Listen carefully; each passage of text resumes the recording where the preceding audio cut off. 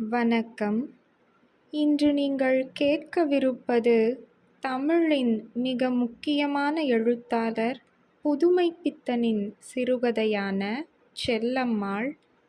வாசிப்பவர் உங்கள் ஜனனி. செல்லம்மாளுக்கு அப்பொழுதுதான் மூச்சு ஒடுங்கியது, நாடியும் அடங்கியது.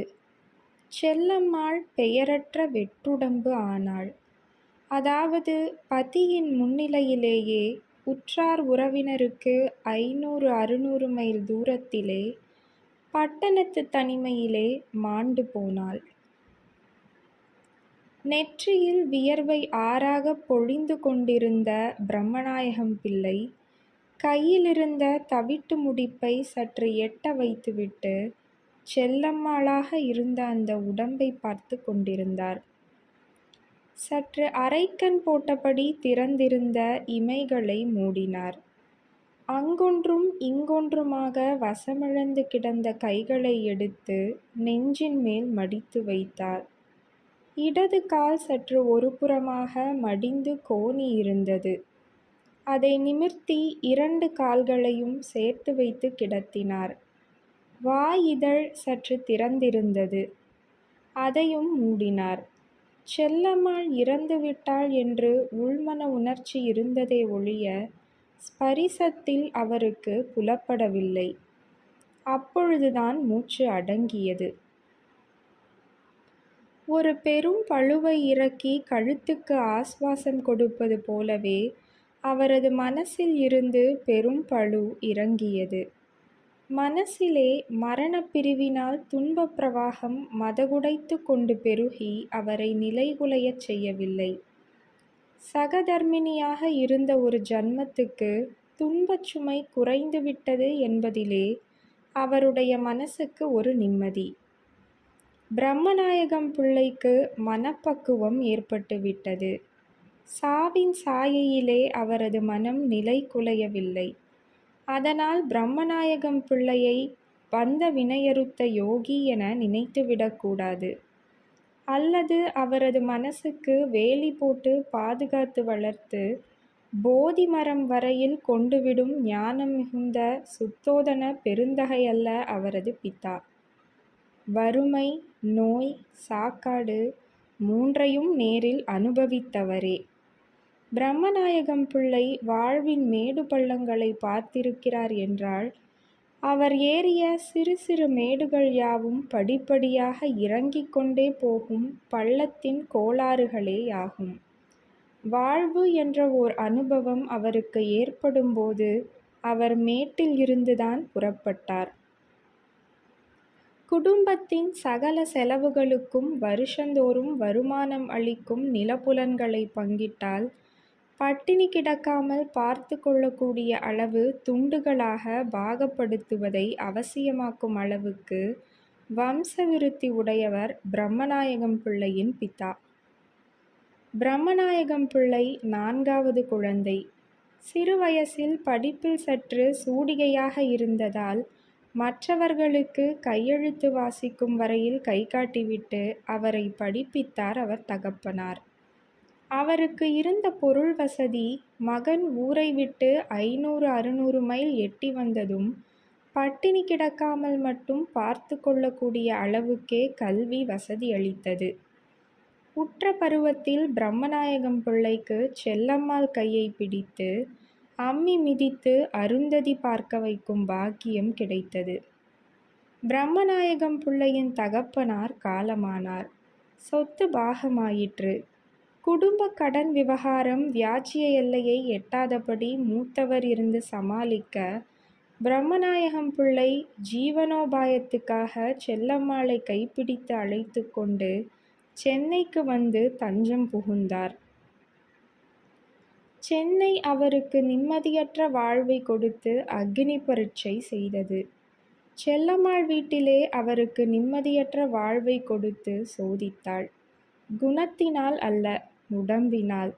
அவளுக்கு உடம்பு நைந்து விட்டது. பிள்ளைக்கு வெளியில் சதா தொல்லை, வீட்டிலே உள்ளூர அரிக்கும் ரணம். பிரம்மநாயகம் பிள்ளை ஒரு ஜவுளிக்கடையில் வேலை பார்க்கிறார். ஜவுளிக்கடை முதலாளி ஒரு ஜோடி ஜீவன்கள் உடலை கீழே போட்டுவிடாமல் இருக்க வேண்டிய அளவு ஊதியம் தருகிறார்.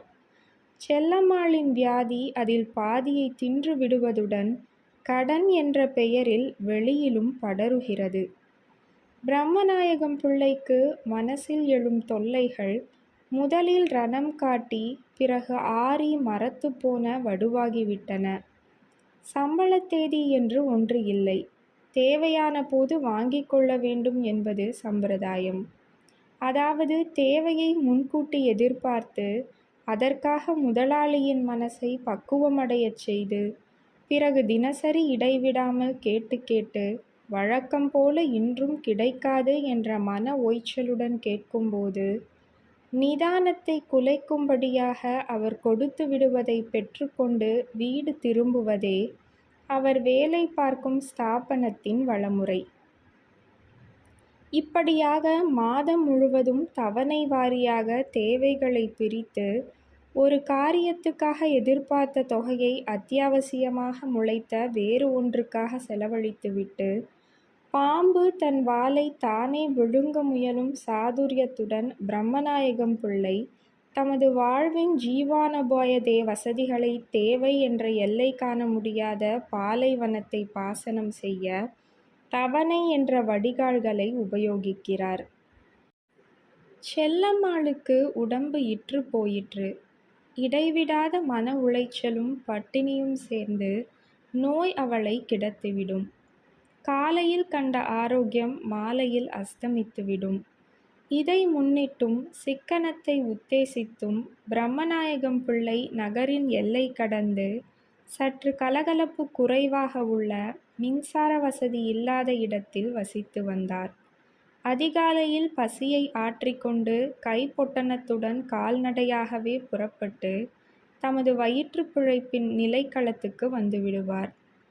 பிறகு அங்கிருந்து நன்றாக இருட்டி செயலுள்ளவர்கள் சாப்பிட்டு களைப்பாரும் தருணத்தில் வீட்டு நடையை மிதிப்பார். செல்லம்மாள் அன்றை பொழுதை கழித்த நிலைதான் அவரது சாப்பாட்டுக்கு மூலாதார வசதி. வரும்போது வீடு இருட்டி வெளிவாசல் கதவு தாளிடாமல் சாத்தி கிடந்தது என்றால் அவர் உள்ளே சென்று கால் முகம் கழுவி அனுட்டானாதிகளை முடித்து கொண்ட பிற்பாடு அடுப்பு மூட்டினால்தான் இரு ஜீவன்கள் பசியாறுவதற்கு மார்க்கம் உண்டு. அவர் வீடு அடையும் தருணத்தில் அந்த பிராந்தியத்து கடைகள் யாவும் மூடி கிடக்குமாகையால் வீட்டில் உள்ளதை வைத்துத்தான் கழிக்க வேண்டும். சில சமயங்களில் வீட்டில் உள்ளது என்பது காலியான பாத்திரங்கள் என்ற பொருட்பொழிவுக்குள் பந்தப்பட்டு கிடக்கும். அச்சமயங்களிலும் பிள்ளையவர்களின் நிதானம் குலைந்து விடாது. வெந்நீர் வைத்தாவது மனைவிக்கு கொடுப்பார். இப்படியாக பிரம்மநாயகம் பிள்ளை சென்னையில் 10 வருஷங்களையும் கழித்துவிட்டார். அவருக்கு ஒவ்வொரு சமயங்களில் ஊருக்கு போய்விடுவோமா என்ற துணிச்சலான நினைவு தோன்றுவதும் உண்டு. ஆனால் அடுத்த நிமிஷம் சக்தியின்மை மனசில் ஆழ்ந்த ஏமாற்றத்தை கைப்பை தரையிட்டுவிடும். மேலும் அங்கு எப்படியெல்லாம் இருக்குமோ என்ற பயம் அவருடைய மனசை வெருட்டியது. சங்கடங்களை நிவர்த்தித்து கொள்ளும் மார்க்கங்களை பற்றி அவர் அதோ கிடத்தி இருக்கிறதே அந்தச் சடலத்துடன் அதில் மூச்சு ஓடிக்கொண்டு பேசாத சில சமயங்களில் உல்லாசமாக ஊருக்கு போய்விடுவதில் உள்ள சுகங்களை பற்றி பேசியதும் உண்டு. செல்லம்மாள் வறண்ட உதடுகளில் சில சமயம் உற்சாக மிகுதியால் கழுக்கென்று சிரித்து வெடிப்பு உண்டு பண்ணி கொள்வாள். ஊர் பேச்சு தற்சமயம் பிரச்சனைகளை மறப்பதற்கு சௌகரியமாக போதை தரும் கஞ்சா மருந்தாகவே அந்த தம்பதிகளுக்கு உபயோகப்பட்டு வந்தது. அன்று பிரம்மநாயகம் பிள்ளை அதிகாலையில் பழஞ்சோற்று மூட்டையுடன் நடைப்படியை தாண்டும் பொழுது செல்லம்மாளுக்கு எழுந்து நடமாட முடிந்தது. இரவு அவர் திரும்பும்போது திருப்தியுடன் சாப்பிட அவருக்கு பிரியமான காணத்துவையலும் ஒரு புளியிட்ட கறியும் வைக்கப் போவதாகச் சொல்லிவிட்டு கையில் உமிக்கறி சாம்பலுடன் புழைக்கடைக்கு சென்றாள். இன்னைக்குத்தான் சித்த தலை தூக்கி நடமாடுத, வீணா உடம்ப அலட்டிக்காத என்று நடைப்படியை தாண்டிய பிள்ளை திரும்பி நின்று மனைவியை எச்சரித்துவிட்டு வெளிப்புறமாக கதவை இழுத்திச் சாத்தி ஒரு கையால் அதை சற்று பிடித்து சமன் செய்து நிலைக்கும் கதவுக்கும் இருந்த இடைவெளியில் விரலை விட்டு உள்தாழ்பாலை சமத்காரமாக போட்டார். பிறகு தாழ்பால் கொண்டியில் விழுந்துவிட்டதா என்பதை கதவை தள்ளி பார்த்துவிட்டு தெருவில் இறங்கி நடந்தார். அன்று வழி நெடுக அவரது மனசு கடைக்கார பிள்ளையின் மனப்பக்குவத்தையும் செல்லம்மாளின் அபிலாஷைகளையுமே சுற்றி சுற்றி வட்டமிட்டு வந்தது. செல்லம்மாள் பேச்சின் போக்கில், அதாவது முந்திய நாள் இரவு நெஞ்சு வலிக்கு ஒற்றடம் இட்டு கொண்டிருக்கும்போது, வருகிற பொங்கலுக்கு வீட்டு அரிசி சாப்பிட வேணும், ஊருக்கு ஒருக்க போய் போட்டு வரலாம், வரும்போது நெல்லிக்காய் அடையும் ஒரு படி முறுக்க வத்தலும் எடுத்துக்கிட்டு வரணும் என்று சொல்லிவிட்டாள். பேச்சிலே வார்த்தைகள் மேன்மையாகத்தான் இருந்தன. அதைவிட அவள் புளிப்பால் கொண்டு வரும்படி கேட்டிருக்கலாம், பிரம்ம வித்தை கற்று வரும்படி சொல்லியிருக்கலாம். அவை அவருக்கு எட்டா கனவாக பட்டிரா. அதற்கு என்ன, பார்த்து கொள்ளுவோமே, இன்னும் புரட்டாசி கழியலையே, அதற்கப்புறமல்லவா பொங்கலை பற்றி நினைக்கணும் என்றார். அது சரிதான், இப்பமே சொன்னாத்தானே அவுக ஒரு வழி பண்ணுவாக என்று அவகாச அவசியத்தை விளக்கினாள் செல்லம்மாள். அவுக என்றது கடை முதலாளி பிள்ளையைத்தான். தீபாவளிக்கு உங்க பாடு கவலை இல்ல, கடையில இருந்து வரும், இந்த வருஷம் எனக்கு என்னவாம் என்று கேட்டாள். எதுவும் உனக்கு பிடித்தமானதா பார்த்து எடுத்து போட்டா போச்சு, முதல்ல நீ எழுந்து தலையை தூக்கி உட்காரு என்று சிரித்தார் பிரம்மநாயகம். வழி நெடுக அவளுக்கு என்னத்த பற்றுக்கணக்கில் எழுதிவிட்டு எடுத்து கொண்டு வருவது, பழைய பாக்கியே தீரவில்லையே, நாம் மேலும் மேலும் கணக்கேற்றி கொண்டே போனால் அனுமதிப்பார்களா என்றெல்லாம் எண்ணமிட்டு கொண்டே நடந்தார்.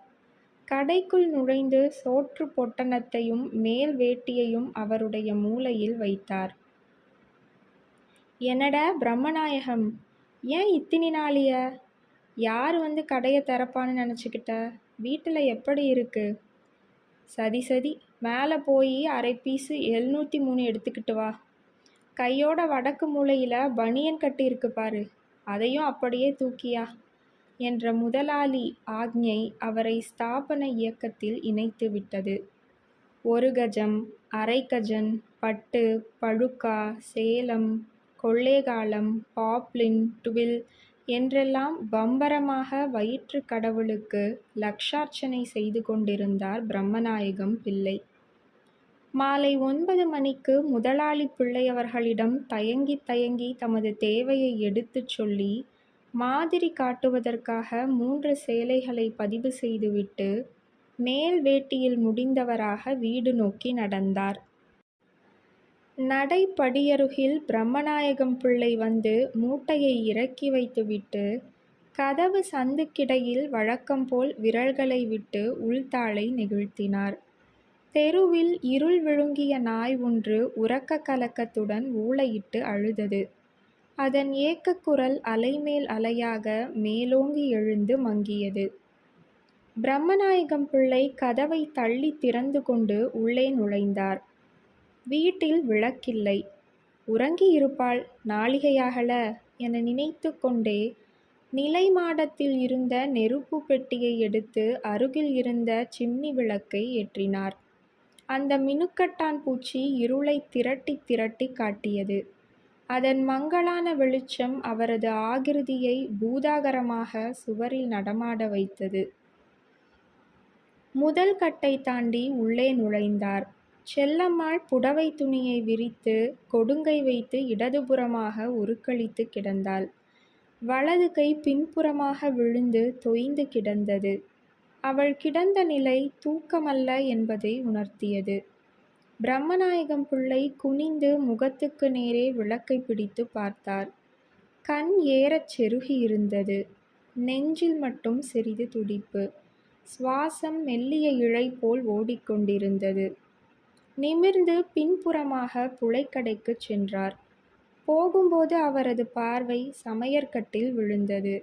உணவெல்லாம் தயாரித்து வரிசையாக எடுத்து அடுக்கி இருந்தது. அடுப்பில் வெந்நீர் கொதித்து கொண்டிருந்தது. சாவகாசமாக கிணற்றில் ஜலம் உண்டு கால் கைகளை சுத்தம் செய்து கொண்டார். திரும்ப உள் நுழைந்து அடுப்படியில் இருந்த அகல் விளக்கு திரியை நிமிண்டி திருத்தி ஏற்றினார். பக்கத்தில் இருந்த மாடத்திலிருந்து ஒரு சுக்குத் துண்டையும் நெருப்பு பெட்டியையும் எடுத்துக்கொண்டு உள்கட்டுக்கு திரும்பி வந்தார். சுவரின் பக்கத்தில் இருந்த குத்துவிளக்கை ஏற்றி வைத்துவிட்டு செல்லம்மாள் அருகில் வந்து உட்கார்ந்தார். கையும் காலும் ஜில்லிட்டிருந்தன. கற்பூர தைலத்தை உள்ளங்கையில் ஊற்றி சூடு ஏறும்படி தேய்த்துவிட்டு கமறலான அதன் நெடியை மூக்கருகில் பிடித்தார். பிரயோஜனம் இல்லை. எண்ணெயை ஊற்றி சற்று பதற்றத்துடன் மூக்கின் மேலும் கபாலத்திலும் தடவினார்.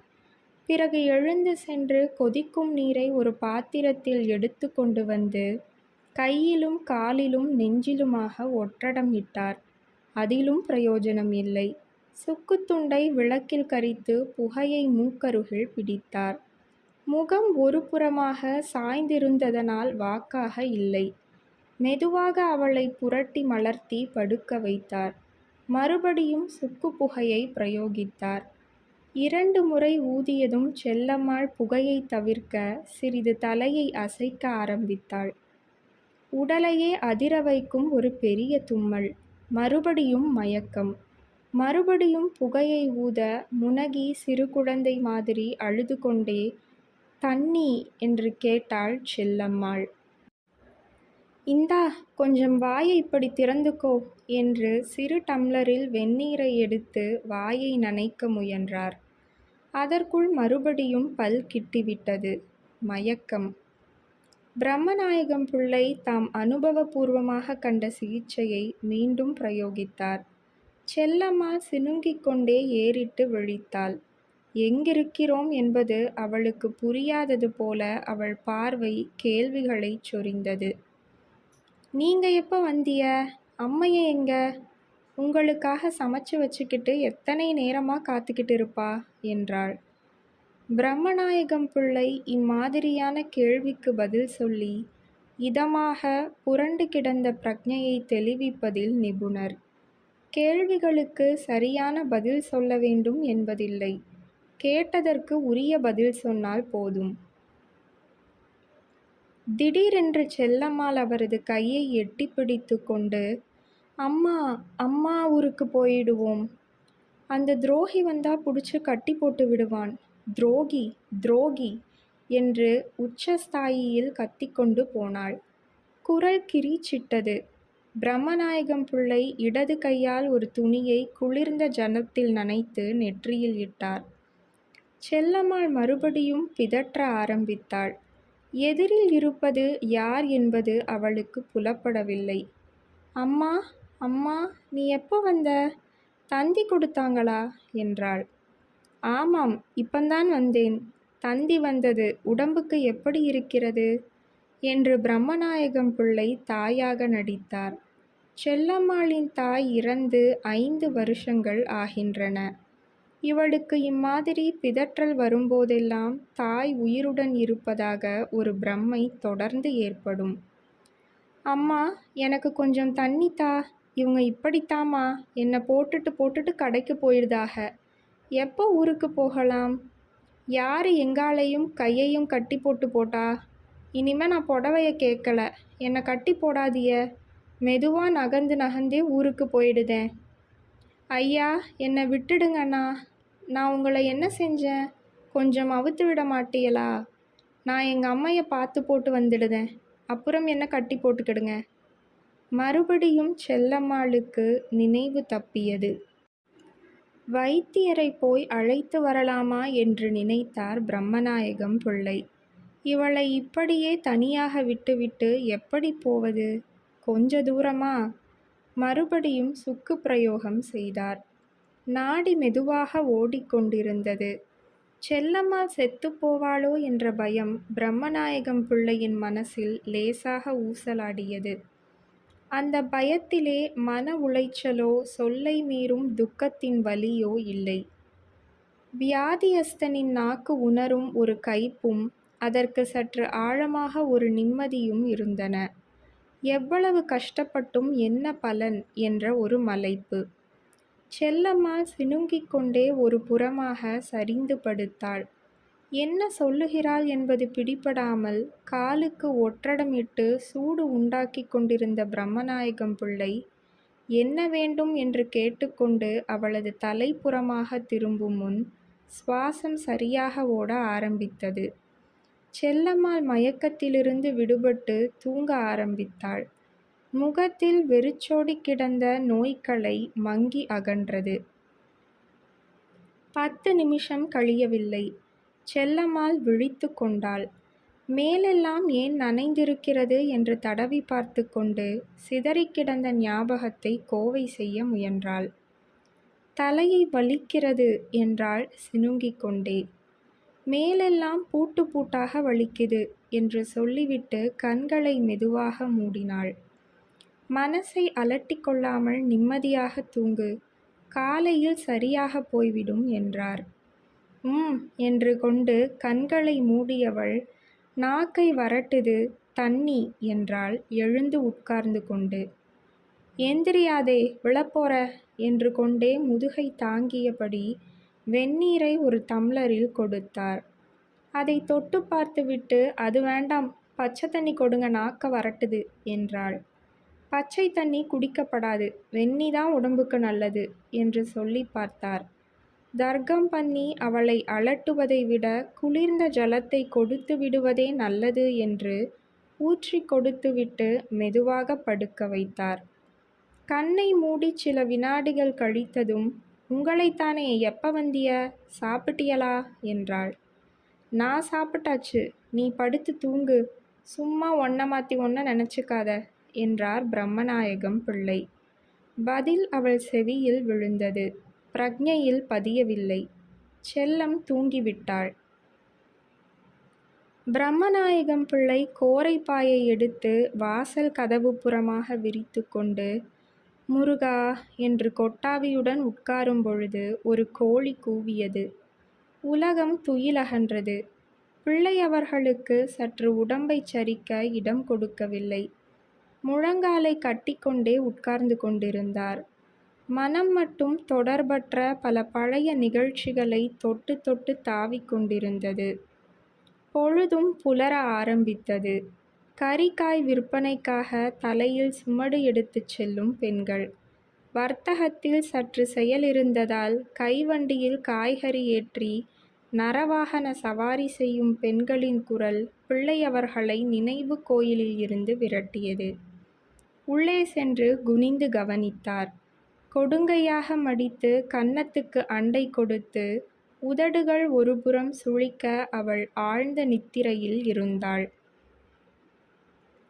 எழுந்திருந்ததும் வயிற்றிற்கு ஏதாவது சுட சுட கொடுத்தால் நலம் என்று நினைத்தவராய் உள்கட்டுக்குச் சென்று அடுப்பை பற்ற வைத்துவிட்டு புழக்கடைப்புறம் சென்றார்.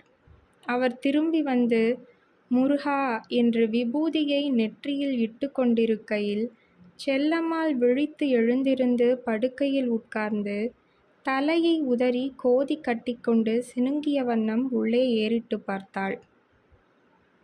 இப்போ எப்படி இருக்கு, நல்லா தூங்கின போல இருக்கே என்றார் பிரம்மநாயகம் பிள்ளை.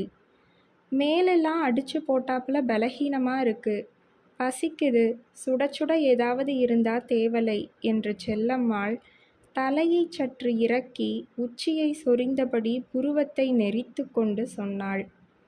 அடுப்பிலே கருப்பட்டி காப்பி போட்டிருக்கேன், பல்ல தேய்ச்சிப்புட்டு சாப்பிட்டா போகுது, பல் தேய்க்க வெந்நி எடுத்து தரட்டுமா என்றார்.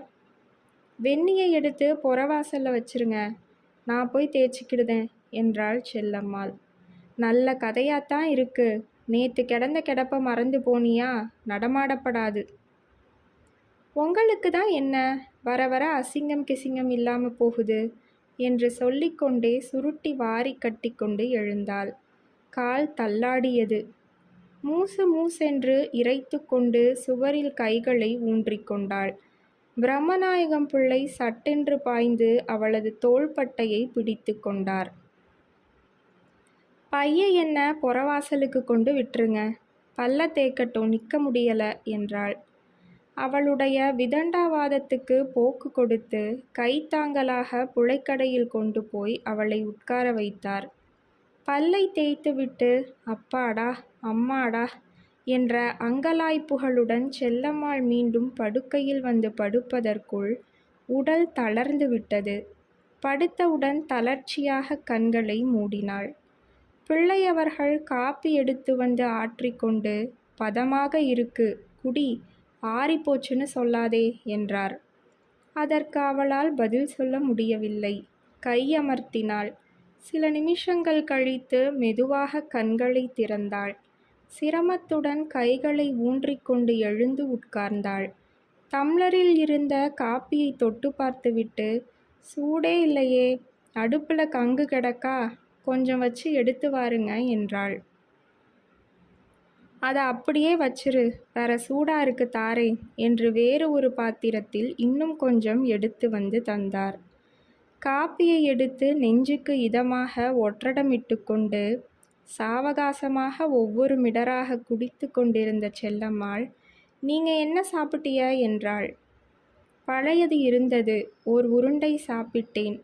நீ காப்பியை சீக்கிரம் குடி, நேரமாகுது, வைத்தியனை போய் பார்த்துக்கிட்டு வாரேன் என்றார். வைத்தியனும் வேண்டாம், ஒன்றும் வேண்டாம், எனக்கு என்ன இப்ப, வீணா காசை கரியாக்காதீக, புளிப்பா எதுவும் தின்னா தேவல, புளிச்ச தோசை மாவு இருந்ததே, அதை என்ன பண்ணிய என்றாள். புளிப்பாவது கத்திரிக்காயாவது, காப்பியை குடிச்சுப்பிட்டு படுத்துரு, நான் வைத்தியனை கூட்டிக்கிட்டு வாரேன், நேற்று கிடந்த கிடப்பு மறந்து போச்சு போல என்று எழுந்தார். அந்த காப்பியை ஏன் வீணாக்கிறிய, நீங்க சாப்பிடுங்களேன் என்றாள் செல்லம்மாள். வைத்தியனை தேடிச் சென்ற பிரம்மநாயகம் பிள்ளை பஞ்சத்தில் அடிபட்டவன் போன்ற சித்த வைத்திய சிகாமணி ஒருவனை தேடி பிடித்து அழைத்து கொண்டு வந்தார். இருவரும் உள்ளே நுழைந்தபோது படுக்கையில் செல்லம்மாளை காணவில்லை. அடுப்பங்கரையில் சுர் சுர் என்று தோசை சுடும் சப்தம் கேட்டது. வைத்தியரை பாயை விரித்து உட்கார வைத்துவிட்டு, என்னத்தை சொன்னாலும் காதுல ஏற மாட்டேங்கிறதே, இன்னும் என்ன சிறு பிள்ளையா என்று குரல் கொடுத்து கொண்டு உள்ளே நுழைந்தார் பிள்ளை. வேர்க்க விறுவிறுக்க செல்லம்மாள் தன் சக்திக்கு மீறிய காரியத்தில் ஈடுபட்டிருந்தாள். கை நடுக்கத்தால் தோசை மாவு சிந்தி கிடந்தது. தட்டத்தில் ஒரு தோசை கரிந்து கிடந்தது. அடுத்தது வாக்காக வரும் என்று எண்ணெய், மிளகாய்பொடி முதலிய உபகரணங்களுடன் தோசை கல்லை பார்த்து கொண்டிருந்தாள் செல்லம்மாள். அவரை ஏறிட்டு பார்த்து சிரித்தாள். போதும் போதும், சிரிக்காதே, வைத்தியர் வந்திருக்கிறார், எந்திரி என்று அவளை கையை பிடித்து தூக்கினார். இத கல்லை விட்டு எடுத்து போட்டு வருகிறேன், நீ எந்திரி என்று சொல்லிக்கொண்டே வெந்து கொண்டிருந்த தோசையுடன் கல்லை சட்டுவத்தால் ஏந்தி எடுத்து அகற்றினார். நீங்க போங்க, நானே வருதேன் என்று குலைந்த உடையை சீர்திருத்தி கொண்டு தள்ளாடி பின்தொடர்ந்து வந்து பாயில் உட்கார்ந்தாள். வைத்தியன் நாடியை பரீட்சித்தான். நாக்கை நீட்டச் சொல்லி கவனித்தான். அம்மா, இப்படி இருக்கிற போது நீங்க எழுந்திருச்சு நடக்கவே கூடாது. உடம்பு இத்து போச்சு, தகன சக்தியே இல்லையே. இன்னும் 3 நாளைக்கு வெறும் பால் கஞ்சிதான் ஆகாரம். உடம்புக்கு வலு கொஞ்சம் வந்ததும் மருந்து கொடுக்கலாம். காப்பியை கொஞ்ச நாளைக்கு நிறுத்தி வையுங்க. காலையிலும் ராத்திரியிலும் பால், மத்தியானமா கஞ்சி. படுக்கையை விட்டு எந்திரிக்கவே கூடாது. ஐயா, மயக்கம் வந்தா இந்த செந்தூரத்தை தேனில் குழப்பி நாக்கில் தடவுங்க. இந்த தைலத்தை மூக்குத்தண்டிலும் பொட்டிலும் தடவுங்க. நான் 3 நாள் கழிஞ்சு வருகிறேன் என்று மருந்துக்கு கையில் 1 ரூபாய் வாங்கி கொண்டு வெளியேறினான். பார்த்து பார்த்து நல்ல வைத்தியனை தேடி பிடிச்சாந்திய. பால் கஞ்சி சாப்பிடணுமாம். ஆய், நான் என்ன காய்ச்சக்காரியா? உடம்புல பலகீனம் இருக்கிறத கண்டுபிடிக்க வைத்தியனா வரணும்? மனுஷன்னா மயக்க வாரதில்லையா? வந்தா வந்த வழியா போகுது என்றாள் செல்லம்மாள். இந்த சமயத்தில் வெளியில் ஐயா ஐயா என்று ஒரு குரல் கேட்டது. என்ன முனுசாமியா, உள்ளே வா. ஏன் வரலன்னு கேட்டு விட்டாகளாக்கும். வீட்டில் அம்மாவுக்கு உடம்பு குணமில்லை. நேத்து தப்பினது மறுபிழைப்பு. நாளைக்கு முடிஞ்சா வருகிறேன் என்று சொல்லு. முனிசாமி, நீ எனக்கு ஒரு காரியம் செய்வாயா? அந்த எதிர்ச்சரகத்துல ஒரு மாட்டு தொழுவம் இருக்குது பாரு. அங்க பால்கார நாயுடு இருப்பார். நான் கொஞ்சம் கூப்பிட்டேன் என்று கூட்டிக் கொண்டு வா என்று அனுப்பினார். என் பேரில் பழிய போட்டு கடைக்கு போகாமல் இருக்க வேண்டாம். போய் சம்பள பணத்தை வாங்கிக்கிட்டு வாருங்க என்றாள் செல்லம்மாள். அடட, மறந்தே போயிட்டேன். நேற்று புடவை எடுத்தாந்து வச்சேன். உனக்கு எது பிடிச்சிருக்கு பாரு, வேண்டாததை கொடுத்து அனுப்பிடலாம் என்று மூட்டையை எடுத்து வந்து வைத்தார் பிரம்மநாயகம் பிள்ளை. விடியன்னையே மூட்டையை பார்த்தேன், கேட்கணும்னு நினச்சேன், மறந்தே போச்சு என்று கூறிக்கொண்டே மூட்டையில் இருந்த 3 புடவைகளையும் புரட்டி புரட்டி பார்த்தாள். எனக்கு இந்த பச்சை தான் பிடிச்சிருக்கு, என்ன விலையாம் என்றாள். அதை பற்றி உனக்கென்ன, பிடிச்சதை எடுத்துக்கோ என்று பச்சை புடவையை எடுத்து அலமாரியில் வைத்துவிட்டு மற்ற 2ஐயும் மூட்டையாக கட்டி சுவரோரத்தில் வைத்தார். கண்டமானிக்கு காசு செலவு பண்ணிப்புட்டு பின்னால் கண்ணை தள்ளிக்கிட்டு நிற்காதிய, நான் இப்பவே சொல்லிவிட்டேன் என்று கண்டிப்பு பண்ணினாள் செல்லம்மாள். வந்த பால்கார நாயுடுவிடம் 3 தினங்களுக்கு சுத்தமான பசும்பாலுக்கு ஏற்பாடு செய்துவிட்டு கடை முதலாளியிடம் தாம் கேட்டதாக ரூபாய் 15 வாங்கி வரும்படியும் சேலை மூட்டையை சேர்ப்பித்து விடும்படியும் முனிசாமியிடம் சொல்லி அனுப்பினார். அன்று பாயில் தலை சாய்க்க ஆரம்பித்ததில் இருந்து செல்லம்மாளுக்கு உடம்பு மோசமாகிக் கொண்டே போயிற்று. க்ஷீணம் அதிகமாயிற்று. மத்தியானம் அவளை கவனித்து சுஷ்ருதை செய்ததன் பயனாக அடுப்பில் கிடந்த பால் கஞ்சி பசை மாதிரி குழுகுழு என்றாகிவிட பிரம்மநாயகம் பிள்ளை அதில் வெந்நீரை விட்டு கலக்கி அவளுக்கு கொடுக்க முயன்றார். பலவீனத்தினால் அரோசிகம் அதிகமாகிவிடவே உடனே வாந்தி எடுத்து விட்டது. ஆனால் குமட்டல் நிற்கவில்லை. செல்லம்மாள் நினைத்து நினைத்து வாயிலெடுக்க ஆரம்பித்தாள். உடல் தளர்ச்சி மிகுந்துவிட மறுபடியும் பழைய கோளாறுகள் தலை தூக்க ஆரம்பித்தன. அருகில் இருந்து கொண்டு காலையும் கையையும் பிடித்து பிடித்து கை ஓய்ந்ததுதான் மிச்சம். பகல் 3 மணிக்கெல்லாம் சோர்வு மேலிட்டால் செல்லம்மாள் மயங்கி கிடந்தாள். செத்துப்போய் விடுவோமோ என்ற பயம் அவளுக்கு ஏற்பட்டது. ஒவ்வொரு சமயங்களில் மூக்கும் கையும் குரக்கு வலித்து இழுத்து வாங்க ஆரம்பித்தன. எனக்கு என்னவோ ஒரு மாதிரியாக வருது, வேறொரு வைத்தியனை பார்த்தால் தேவலை என்றாள் செல்லம்மாள். உடம்பு தளர்ந்திருப்பதால் இப்படி இருக்கிறது. சொல்லுகிறபடி ஆடாம அசங்காம படுத்து கிடந்தாத்தானே. பயப்பட வேண்டாம், எல்லாம் சரியாக போயிடும் என்றார் பிரம்மநாயகம் பிள்ளை. அவருக்கும் உள்ளுக்குள் சற்று விபரீதமாக பட்டது. கொஞ்ச நேரத்தில் பால்காரன் வருவான். பாலை வாங்கி வைத்துவிட்டு டாக்டரை கூப்பிட்டு கொண்டு வருகிறேன்.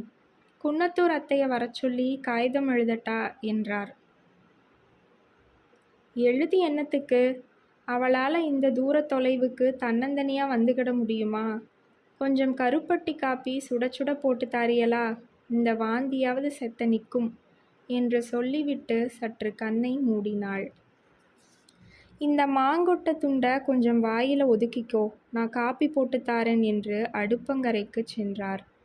அவர் அடுப்பை பிரித்துவிட்டு அனலில் சற்று வெந்நீரிடலாம் என்று தவளை தண்ணீரை அடுப்பேற்றும்போது பால்காரனும் வந்தான். கருப்பட்டி காப்பியை செல்லம்மாள் அருகில் வைத்துவிட்டு பாலை காய்ச்சி ஒரு பாத்திரத்தில் ஊற்றி வைத்துவிட்டு நான் போய் டாக்டரை கூட்டிக் கொண்டு வருகிறேன் என்று வெளியே புறப்பட்டார். சுருங்க வந்து சேருங்க, எனக்கு ஒருபடியா வருது என்று மூடிய கண்களை திறக்காதபடி சொன்னாள் செல்லம்மாள். அவ்வளவு தளர்ச்சி. வெளிக்கதவு கிரீச்சிட்டு பிரம்மநாயகம் பிள்ளை புறப்பட்டு விட்டதை அறிவித்தது. அவர் திரும்பி வரும்போது பொழுது கருக்கிவிட்டது. எவரோ ஓர் 1.5 அணா எல்லம்பியின் வீட்டு வாசலில் அவரது வருகைக்காக காத்து காத்து நின்றார். அவரும் வருவதாக காணவில்லை.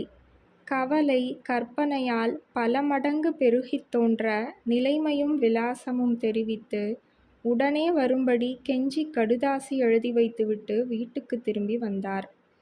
கதவை திறந்து கொண்டு உள்ளே நுழைந்ததும் அவர் கண்ட காட்சி திடுக்கிட வைத்தது. செல்லம்மாள் முற்றத்தில் மயங்கிக் கிடந்தாள். சற்று முன் குடித்த காப்பி வாந்தி எடுத்து சிதறி கிடந்தது.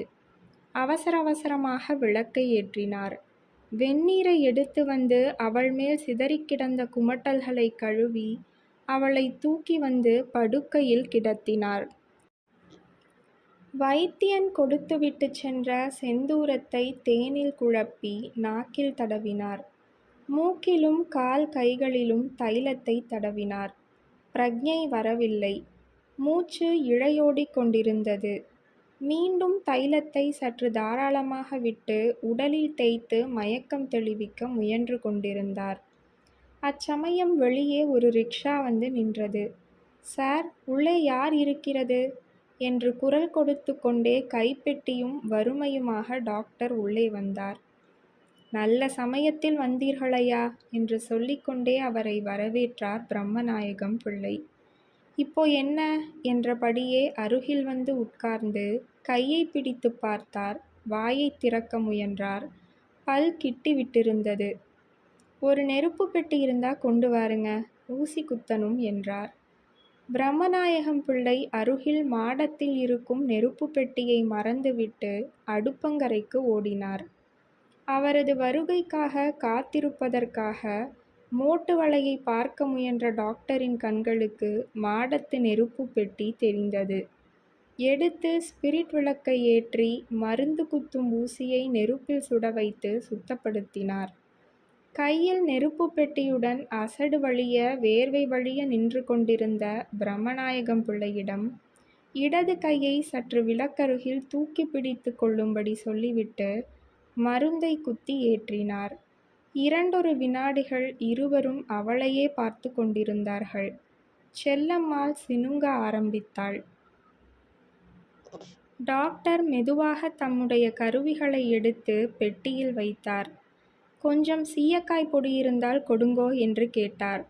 பிரம்மநாயகம் பிள்ளை வேட்டி துவைக்கும் வெள்ளை சவுக்கார கட்டியை கொடுக்க மௌனமாக கை கழுவி விட்டு, தூங்குகிறா போலிருக்கிறது, எழுப்ப வேண்டாம், எழுந்தால் பால் மட்டும் கொடுங்கள். இம்மாதிரி கேஸ்கள் வீட்டில் வைத்திருப்பது சௌகரிய குறைச்சலையா, ஆஸ்பத்திரிதான் நல்லது என்று கூறிக்கொண்டே பெட்டியை தூக்கி கொண்டு எழுந்து நடந்தார்.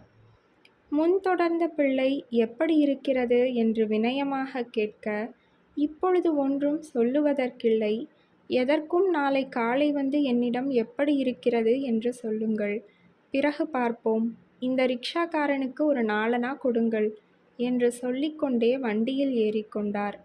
மடியில் இருந்த சில்லறை மனித மாட்டின் மடிக்கு மாறியது. ரிக்ஷா செல்லுவதை பார்த்து நின்றுவிட்டு உள்ளே திரும்பினார். செல்லம்மாள் தூங்கிக் கொண்டிருந்தாள். பிரம்மநாயகம் பிள்ளை ஓசைப்படாமல் அருகில் வந்து உட்கார்ந்து அவளையே பார்த்து கொண்டிருந்தார். தொட்டால் விழித்து விடுவாளோ என்ற அச்சம். அவளுடைய நெஞ்சின் மேல் ஓர் ஈ வந்து உட்கார்ந்தது. மென்மையான துணியின் மேல் அதற்கு உட்கார்ந்திருக்க பிரியம் இல்லை. மறுபடியும் பறந்து வட்டமிட்டு அவளது உள்ளங்கையில் உட்கார்ந்தது. மறுபடியும் பறந்து எங்கு அமர்வது என்று பிடிபடாதது போல வட்டமிட்டு பறந்தது. கடைசியாக அவளுடைய உதட்டின் மேல் உட்கார்ந்தது. தூ தூ என்று துப்பிக்கொண்டு உதட்டை புறங்கையால் தேய்த்தபடி செல்லம்மாள் விழித்து கொண்டாள். சற்று நேரம் அவரையே உற்று பார்த்து கொண்டிருந்தாள். உங்களுக்கு கொஞ்சம் கூட இரக்கமே இல்லை, என்னை இப்படி போட்டுட்டு போயிட்டியலே என்று கடிந்து கொண்டாள். நான் இல்லாமல் இருக்கப்போ நீ எந்திரிச்சு நடமாடலாமா என்று சொல்லிக்கொண்டே அவள் கன்னத்தை தடவி கொடுத்தார். நான் செத்துத்தான் போவேன் போலிருக்கு, வீணா தடபுடல் பண்ணாதிய என்று சொல்லிவிட்டு கண்ணை மூடினாள். உடம்பில் தளர்ச்சியாக இருக்கிறதால்தான் அப்படி தோணுது, காலை பிடிக்கட்டா என்று மெதுவாக தடவி கொடுத்தார். அப்பாடா, மேலெல்லாம் வலிக்குது, உள்ளுக்குள்ள ஜில்லுன்னு வருது, என் கையை பிடிச்சிக்கிட்டு பக்கத்திலேயே இருங்க என்று அவர் கையை செல்லம்மாள் தன் 2 கைகளாலும் பிடித்து கொண்டு கண்களை மூடிக்கொண்டாள். சற்று நேரம் பேசாமல் இருந்துவிட்டு, அம்மைய பார்க்கணும் போல இருக்கு என்று கண்களை திறக்காமலே சொன்னாள். நாளைக்கு உடனே வரும்படி தந்தி கொடுத்தா போகுது, அதுக்கென்ன பிரமாதம் என்றார் பிள்ளை. அவருக்கு பயம் தட்டியது. பிரக்ஞை தடம் புரண்டு விட்டதா? துட்ட வீணாக்க வேண்டாம், கடுதாசி போட்டால் போதும். அவ எங்க வரப்போறா? நாளைக்காவது நீங்க கடைக்கு போங்க என்றாள் செல்லம்மாள். நீ கொஞ்சம் மனசை அலட்டிக்காம படுத்துக்கோ என்று சொல்லிக்கொண்டே அவள் கைப்பிடியில் இருந்து வலது கையை விடுவித்து கொண்டு நெற்றியை தடவி கொடுத்தார். வலிக்குது, தாகமாக இருக்கு, கொஞ்சம் வெந்நி என்றாள். வெந்நி வயத்த பரட்டும், இப்பந்தானே வாந்தி எடுத்தது என்றார். மெதுவாக அவள் கைகள் இரண்டையும் பிடித்து கொண்டு முகத்தையே பார்த்து கொண்டிருந்தார். செல்லம்மாளுக்கு காலையில் இருந்த முகப்பொலிவு மங்கிவிட்டது. உதடுகள் சற்று நீளம் பாரித்து விட்டன. அடிக்கடி வறட்சியை தவிர்க்க உதட்டை நக்கிக் கொண்டாள். நெஞ்சில் என்னமாவோ படபடவென்று அடிக்குது என்றாள் மறுபடியும். எல்லாம் தளர்ச்சியின் கோளாறுதான், பயப்படாதே என்று நெஞ்சை தடவி கொடுத்தார். ஒரு வினாடி கழித்து, பசிக்குது, பாலை தாருங்க, நான் தூங்குதேன் என்றாள் செல்லம்மாள்.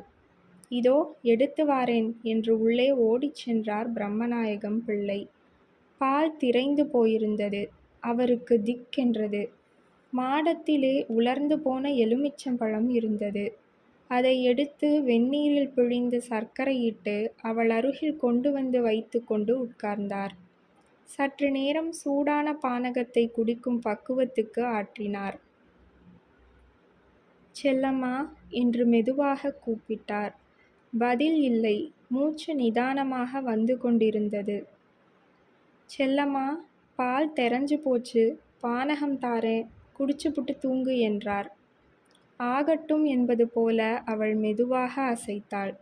சிறு டம்ளரில் ஊற்றி மெதுவாக வாயில் ஊற்றினார். 2 மடக்கு குடித்துவிட்டு தலையை அசைத்து விட்டாள். ஏன் விளக்க? பிக்கலுடன் உடல் குலுங்கியது. நெஞ்சு விம்மி அமர்ந்தது. காலும் கையும் வெட்டி வாங்கின. அதிர்ச்சி ஓய்ந்ததும் பிள்ளை பானகத்தை கொடுத்தார். அது இருபுறமும் வழிந்து விட்டது. பாத்திரத்தை மெதுவாக வைத்துவிட்டு தொட்டு பார்த்தார். உடல்தான் இருந்தது. வைத்த கையை மாற்றாமல் பூதாகாரமாக சுவரில் விழுந்த தமது சாயையை பார்த்தார். அதன் கைகள் செல்லம்மாள் நெஞ்சை தோண்டி உயிரை பிடுங்குவன போல் இருந்தன. சித்த வைத்தியன் கொடுத்த மருந்தில் மிஞ்சி கிடந்தவற்றை உடம்பில் பிரயோகித்து பார்த்தாள். இனிமேல் ஆவது ஒன்றுமில்லை என்பது தெரிந்தும் தவிட்டு ஒற்றடம் கொடுத்து பார்த்தார். அவரது நெற்றியின் வியர்வை அந்த உடலின் கண் இமையில் சொட்டியது. அரைக்கண் போட்டிருந்த அதை நன்றாக மூடினார். குரக்கு வலி இழுத்த காலை நிமிர்த்து கிடத்தினார். கைகளை நெஞ்சில் மடித்து வைத்தார்.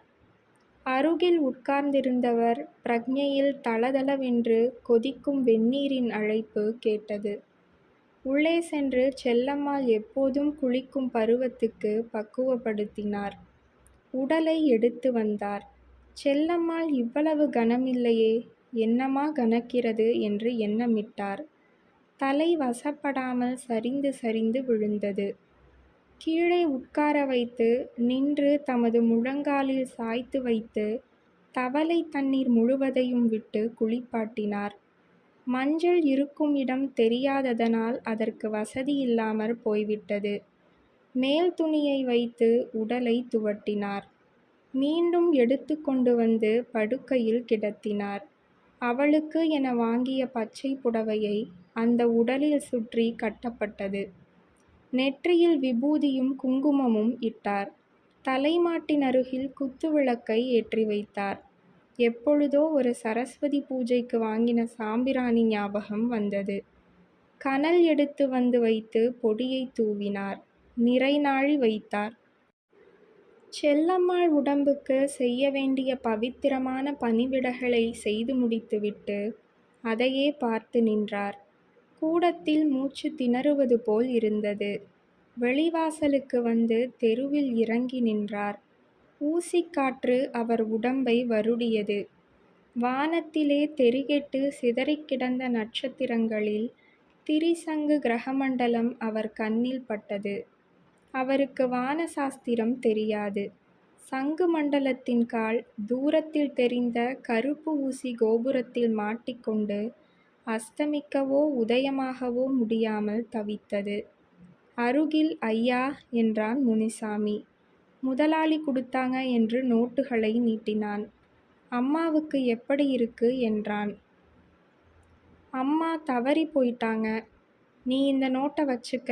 ஒரு தந்தி எழுதி தாரேன். அதை கொடுத்துப்புட்டு முதலாளி ஐயா வீட்டில் சொல்லு. வரும்போது அம்பட்டனுக்கும் சொல்லிவிட்டு வா என்றார். நிதானமாகவே பேசினார். குரலில் உளைச்சல் தொனிக்கவில்லை. பிரமித்து போன முனுசாமி தந்தி கொடுக்க ஓடினான். பிரம்மநாயகம் பிள்ளை உள்ளே திரும்பி வந்து உட்கார்ந்தார். கனலில் மீண்டும் கொஞ்சம் சாம்பிராணியை தூவினார். அந்த ஈ மறுபடியும் அந்த உடலின் முகத்தில் வட்டமிட்டு உட்கார்ந்தது.